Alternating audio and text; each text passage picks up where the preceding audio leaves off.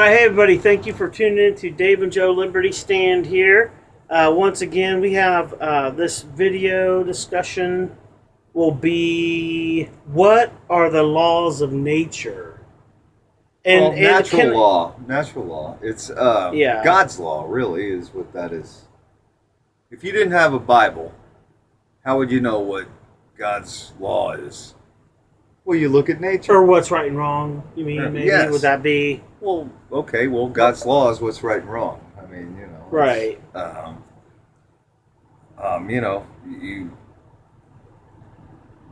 Do you have something to start off the with? Ten Commandments, but, well... Well, see, elephants don't know that, and sparrows don't know that. But right. But an elephant doesn't fly. No, I'm saying in natural law, it is. I'm talking That's part about of the natural law. Everything. I mean, yeah. There's gravity, and well, one of the things I did want to say though too with this is another statement that we had down is I don't know what's right anymore, but I do know what's wrong. Yes. So that's where we kind of go into the natural law thing, right? Because. Here's the thing. Like if me killing you, biting your nose off would be. Can you kill somebody by doing that? Well, I started off killing, but then I thought, no, I'll just bite your nose off. I won't kill you. But that's biting your nose off would be wrong. It would. And why? It's gotta taste terrible. Who cares? I mean, I don't care. I'm on.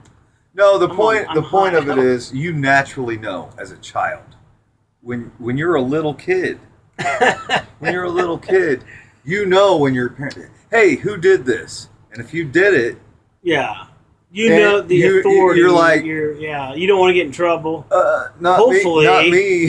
Hopefully, I mean, I have. You automatically know what's right and wrong. It's instinctive. Well, I'll tell you, we're naturally selfish though too. Like, I like this quote. We're selfish, and that's why you do wrong. But we know that it's wrong, and we hope we get away with it. At some point, right. Initially, I think we do, but then over and over and over, if we do it over and over and over... Well, as you mature and get older... we become desensitized, and if we see it over and over and over and over, we become desensitized, where it's like, well, maybe that isn't wrong. Just like, I mean, that's called temptation. That is why it's so important to have a parent. Have good parents or a guardian. Well, and a good government that's going to uphold. Well, no. A government has no business taking care of a child. No. I'm saying upholding law. Oh, law, punishing for when people do bite someone's nose off. And you just jump right over the moon, don't you? We were talking about somebody's personal child, and now we're talking about citizens. But, but I mean, when we talk about. The government, but anyways, about your child though, what were you saying? I'm sorry, I interrupted you. No, that's where good parenting comes in. Okay. I mean, what are the influences of that child? To hey, are you punished when you're doing wrong? Were you told why you did wrong? Yeah. Are you say, hey, don't do that anymore? And you know. Right. Right. Were you afraid of this stuff wrong? Growing up, I mean, my dad was a cop. I was terrified. But do you really? I mean.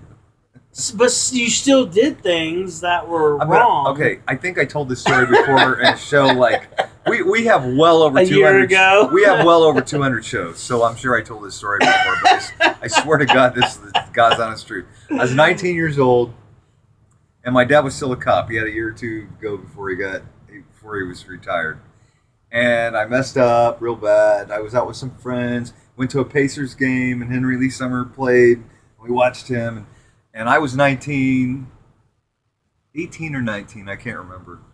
And I was with some people older, and they got me beer and stuff and plus we partied before we went, and I had mixed drinks, and I was all messed up. We came back to town, went to their apartment.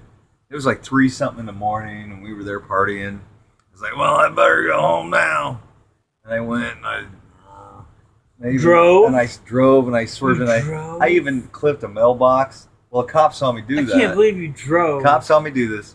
Follows me for miles. Irresponsible with the cop. He just wanted to try to bust me for more infractions. So, wow. Yeah, you could have killed somebody. Right. He let me keep going after he saw me do that. Anyway, I got pulled over. I got stopped. I got hauled in. and paperwork. I'm sitting there at the desk, and da da da da.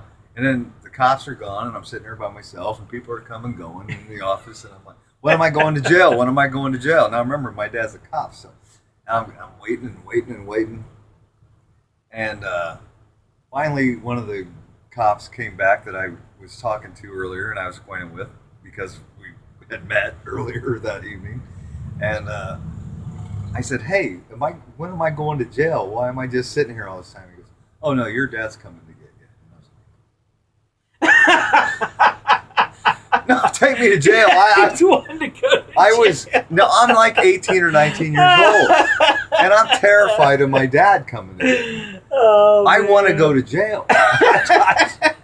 Now, see, we're missing that with parents these days. I mean, you when you did wrong, man, you want to be more afraid of your parent than the government. Than the government. I mean, or anybody they're going to throw you in jail with. I mean, I wanted to go to jail. I didn't want to go right home with I didn't want to take a ride home. Yeah. Well, and I tell you, for me, I don't know where it happened, but I was afraid of getting in trouble.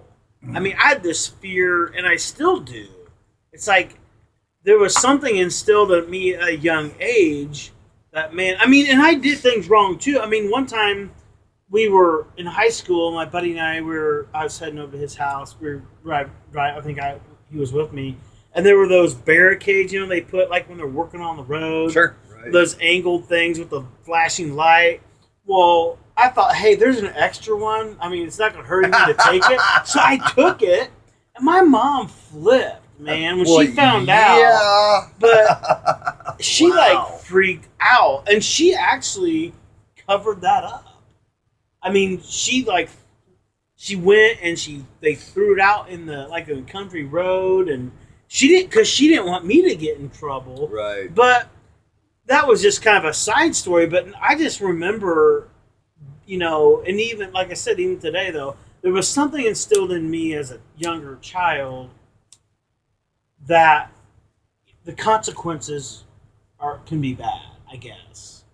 There has to be consequences to what you do. Right. Man. You have to know that. Because I mean, as a little boy, I stole this. I remember it was the old Kmart that was here in town. Were you in a gang? I know I was. But it was a little address book, and I was very young. But I remember this is nuts. I remember something like that.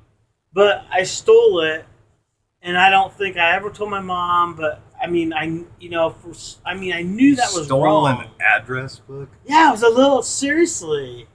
Hey, I was my gang was bad dudes, man. It was just me and myself and I. But wait. I was very young. I mean, it's probably. Was it somebody else's address book? Was that early days identity theft? No. It was a blank address book. But no, so but something, and I need to ask my mom, but I don't know why I have that fear in me. Because I didn't want to get in trouble. When something's wrong. But I didn't want to get in trouble. I didn't want to face the consequence of that. Of whatever. Nobody wants to face the consequence. But I still did things. I mean, I still did things. All right. Quit. Listen. Go ahead. Sorry. Nobody wants to face. Why did Jesus come here? For our sin. Because we all fall short. It is human nature to want to sin and do things we know is wrong. Right. We try to not do it. We try to say we're not going to do it again, and we really try. But let me ask you. So that is just human nature. I mean, that's what that is. You try real hard just not to color way out of the lines. So then why do we still choose to do certain things that are wrong and then not choose to do others? Well, because you do, you know what? Stealing an address book and stabbing a guy in the forehead. Okay? There's kind of a gap. Because